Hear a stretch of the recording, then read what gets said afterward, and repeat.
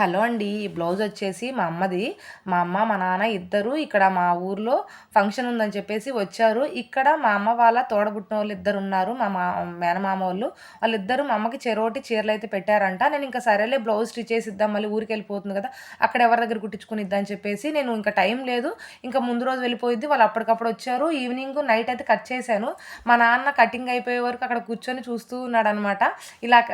ఇలా ఏంటి ఇలా గమ్మేసి అతికిస్తున్నావు, అలా కట్ చేస్తున్నావేంటి అని చెప్పేసి అడుగుతూ ఉన్నాడు.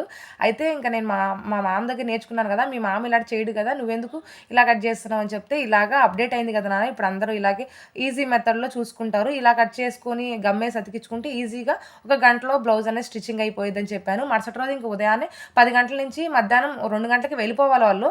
ఆ టైంలోపు నేను 2 బ్లౌజులనేది స్టిచ్చింగ్ చేసేసాను. ఇంక మా అమ్మ హెమ్మింగ్ చేసుకుందనమాట. చాలా ఈజీగా అయిపోయింది. వీడియో నచ్చితే ఒక లైక్ చేయండి. అలాగే కామెంట్ చేయండి. ఈ మెథడ్ కూడా నచ్చితే కామెంట్ చేయండి.